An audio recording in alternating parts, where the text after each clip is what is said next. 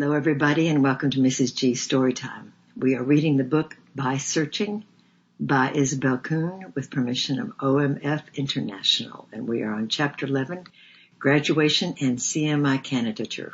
I was elected Girl Class Speaker for graduation exercises in December 1926. I prayed for a message, taking as my theme the print of the nails, based on Thomas's words in John 20:25. Except I shall see in his hands the print of the nails, and put my finger into the print of the nails, and thrust my hand into his side, I will not believe. I made it representative of what the unbelieving world is unconsciously saying to the Christian church today. The unbelievers around us have not much respect or interest in a smug, ordinary Christianity. If it costs you nothing, what proof have you that it has any value? Is their indifferent, shrugging attitude. But when they see in any life the print of the nails, they are challenged. And like Thomas of old, if they can be made to see him at that moment, they will fall down and cry, "My Lord, my God." I felt this message deeply and wanted it to speak to other hearts as it had to my own. The valedictorian messages had to be written out, checked for doctrine and grammar, and be memorized by the speaker. This bothered me a little. I didn't mind memorizing the speech, but I had never been able to pour out my heart and was given the freedom of spontaneous speaking. I did not know this at that time, for I had done comparatively little public speaking.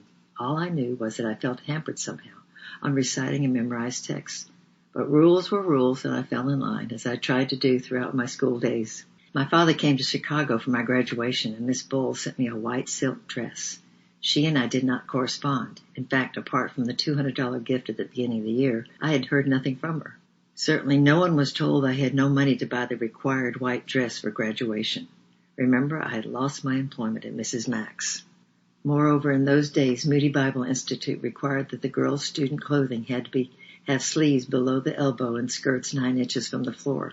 The 1926 styles were worn shorter than that. Yet when Miss Ruby Jackson, Register of the Faculty, measured the gift dress, it fulfilled all the requirements and did not have to be altered at all. Miss Bowles' gifts to me ended here. I have never heard from her since. As we went up to the platform, on sudden impulse, I gave the text of my message to Ann Barr, our vice president, just in case I got stage fright and needed prompting. I had recited the whole thing more than once before our speech instructor, so it was not that I did not know it. When my name was called, I went forward and faced that big audience. I did not feel as nervous as I expected to and started in easily.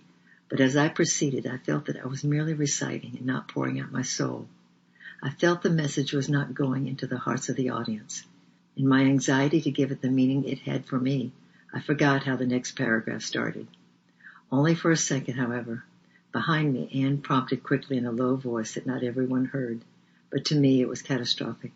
I got through the message and went to my seat, hung my head, and waited until the end of the program when I would be free to dash off for my room. During the last term, I had a room to myself. Once up there, I fell on my knees in the agony of humiliation and failure. Through the heavy city atmosphere, a pale December sun shone weakly on me. Then suddenly, the Lord was there in the room. I felt his love folding me around. "Never mind, dear," he was saying. "Failure or success, it is all over now, and my love is just the same. The beloved of the Lord shall dwell in safety by him, and the Lord shall cover him all day long, and he shall dwell between his shoulders." Deuteronomy 33:12. The words came to me as if spoken, and the tenderness that engulfed me was as the balm of Gilead to my agonized soul. Slowly I quieted, relaxed, and rested back on him, and drank deeply of his love. It was a wonderful experience, and I was lifted up in spirit, so I no longer cared about any personal humiliation. I was deeply sorry to have disappointed the expectation of my class, but apart from that, I was beyond hurt. I have never forgotten the outpouring of God's love upon me that day when I felt such a failure. After graduation came the candidature of the China Inland Mission in Toronto. The 1926 candidates class had been held in August. Catherine Kuhn and her brother John, with many others, had been accepted. The party sailed for China in October. I was the only candidate applying in midwinter. As I would be leaving for my home on the Pacific coast, and the mission decided that I should come to Toronto immediately after graduation. Toronto being the place of my birth, we had relatives and friends there with whom my father stayed. waiting until he and I could travel west together. Daddy Page came to the train to see us off. I do not know whether I was looking anxious or sad or just plain tired, but suddenly a tender compassion lit up his face. He leaned forward. "Don't be afraid, Isabel," he said. "There's nothing to dread in Canada School. The CIM has known you from a child." I thanked him for this good cheer and for all his loving fatherly care for me during the Institute days. Then the train pulled out. The Reverend and Mrs. E.A. Brownlee were in charge of the Toronto Mission Home, but Mr. Roy Seaman was the one appointed to start me on the Chinese language study. The Seamans were on furlough and staying at the home. Candidates learned to recognize the difficult radicals, which roughly correspond to the English alphabet, and other simple beginnings. I was also to help and act as a companion to the widow of one of the mission's donors, whose bereavement had made her distraught. Her family felt the quiet, prayerful atmosphere of the CIM home might benefit her. Dana, son of Mr. and Mrs. Brownlee, lived in the home. The only other young person I remember was Miss Ida McGinns. I had met Ida in Moody. She had organized Daddy Page's surprise birthday party and had introduced me to John, and I had learned to love her. She had graduated earlier and had applied for the China Inland Mission but did not pass the medical examination. With China close to her, she became the office worker for the missions to lepers, but was allowed to stay on at the CIM home until she could find a boarding house elsewhere. Ida was the embroidery of my candidate days. She was devoted to the Lord, and we were one in the things of the Spirit. Her keen sense of humor was a safety valve for my youthful spirits. Quick, impulsive, and daydreaming, I had been an easy prey to faux pas all my life. I was not in the home 24 hours before I made my first one. Knowing the Brownlees' reputation for perfect ministration, I was sure the fault was mine, but I did not know the daily schedule. Most likely they had told me while I was daydreaming. Conscious that this was more than probable, I felt shy to ask what the hours were, and decided to watch carefully the bells which summoned the household to meals and meetings. I got along well the first morning, but 1:30 in the afternoon I was startled by the clang of a bell. What did that call me to? I rushed to Ida's room, but she was out. A girl was dusting in the corridor, so I asked her, "What was the bell for?" She looked at me wonderingly and announced, "It's the prayer meeting bell." A prayer meeting? And the candidate not attending? That would look bad. "Sorry," I said hastily. "I'm new here. Which room is it?" She told me, indicating the office buildings, and I rushed over. The door was shut, but a murmur of voices within settled it for me. I knocked gently and opened the door. In my excitement, I did not notice that only the staff were present. "Excuse me for being late," I murmured and sank into a seat. They received me politely, howbeit a little blankly. That day the staff prayers were very general. After the meeting, Mrs. Brownlee came and told me gently that the 1:30 meeting was for the staff only, and that my presence would not be required. Ida laughed when I told her, "And they probably discussed you at that meeting," she teased, and from then on there were many pointed remarks as to when my presence was required and when it wasn't. We had hilarious times in her room. I was in Toronto some 3 or 4 weeks before being called to meet the council. That is a formidable occasion, and I was nervous, as I was not quick at thinking on my feet. I always do better with preparation and time to consider the best answer. The meeting came and went, however. That evening after supper, I was called into the sitting room by Mr. Brown to hear the verdict. He said something like this: "The council was quite satisfied with your answers today, and we in the home have enjoyed your presence. But the council has asked me to speak to you upon a very serious matter. Among your references there is one who did not recommend you. The reason given was that you are proud, disobedient, and likely to be a troublemaker. This person has known you for some years, and the council felt that they could not ignore this criticism." "Who was it?" I asked quickly, simply dumbfounded.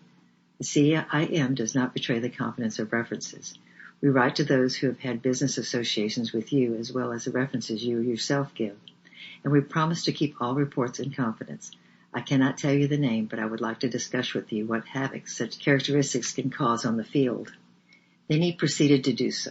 At the end of an hour of earnest exhortation, he pronounced the verdict. The council decided to accept you conditionally. There is an anti-foreign uprising in China just now, which is very serious, and we dare not send out any new candidates. That will be our public statement on this matter. For yourself alone, and we hope you will not spread it around. During your waiting period, the Vancouver Council will watch to see if there's any of these characteristics show themselves. If you prove that you have conquered them, you will then meet with the Western Council and be accepted fully and sent out with the first party that goes. As we anticipate your victory in these matters, it was voted to pay your train fare to Vancouver as en route for China. I can assure you I have not found it easy to say these things. Indeed, his face was sad and tired, and I felt sorry for him, even with the misery that was numbing my own heart. I went up to bed, but as you can readily believe, not to sleep. Who would be the unknown reference? Proud, disobedient, a troublemaker? This was the third time the adjective proud had been attached to me. The first time was by Daddy Page months before. He had read me an anxious lecture on the subject, to my extreme surprise. Pride was one of the human frailties of which I felt I was not guilty. I would have taken Daddy Page's lecture to heart if he had not ended it by holding up to me as one example to emulate, a certain fellow student. That particular student stood high in the regard of the staff, but I happened to room near her, and I knew that secretly she broke many institute rules. She also lied about her age to her boyfriends and so on. I was sure that if Dr. Page knew what I knew, he would never have held her up as a pattern of conduct. So I concluded that he did not know either of us and brushed the accusation aside. China was later to be a painful revelation to me of my own heart and frailty.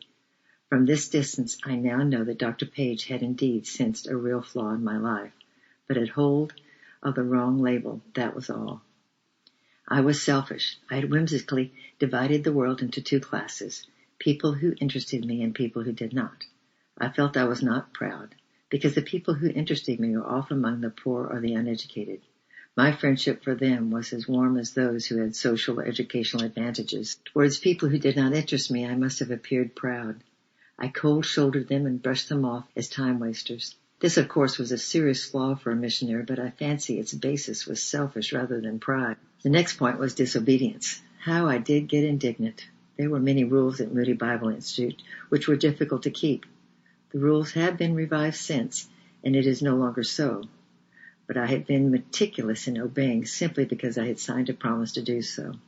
I felt honor-bound to keep that promise. In the little matter of laundry, for instance, we had washbowls in our rooms, but their use for laundry was forbidden. To rinse a pair of stockings a day was allowed, no more. There was no laundry room in Ransom Hall, so I had to waste many weary steps going into another dormitory to do my laundry and waste more precious minutes because I required each time to get permission from the matron to do so. And I could not always find the matron. This was my most galling trial. The girl who had been held up to me as an example washed all her lingerie and sometimes even nightclothes right in her own bedroom at hours when she knew the inspectors would be busy elsewhere and dried them on a radiator. The rule is unreasonable was her only answer when I remarked on it, but I had promised to obey, so I dragged my weary self over to the other building every week. And now the CIM had told me I was disobedient. I had been told not to spread around the second condition of my acceptance by the mission, but I did write a few friends. They wrote back quickly and indignant and sympathetic, and I was somewhat mollified. All except one. Roy Bancroft was a music student with a beautiful baritone voice and a consecrated heart. We had invited Roy out to St. Charles Reformatory to sing to the boys and help deal with them. I happened to be writing to him those days and impulsively told him. A letter came back quickly, and I opened it with a smile of anticipation, thinking Roy too would be indignant on my behalf. I got a shock. Isabel, he wrote, what surprised me most of all was your attitude in this matter. You sound bitter and resentful. Why, if anyone had said to me, Roy B., you're proud, disobedient, and a troublemaker, I would have answered, Amen, brother. And even then, you haven't said the half of it. What good thing is there in any of us anyway? We have victory over these things only as we bring them one by one to the cross and ask our Lord to crucify it for us. Those words stabbed my spirit broad awake. Faithful friend he was, not afraid to season his words with salt, even as he did not forget to speak with grace also. I was on my knees in no time, asking the Lord to forgive me. I rose from my knees with a different attitude. Instead of resentment, there was alertness to watch and see if these three, pride, disobedience, and rebellion, were there lurking in my camp. The town of Mansoul should not protect them if detected. This brought me into peace, even though I always shrank from the memory that I was to be watched for their appearance in my life. We'll read the rest of this chapter next time. I love you, I'm praying for you, and bye-bye for now.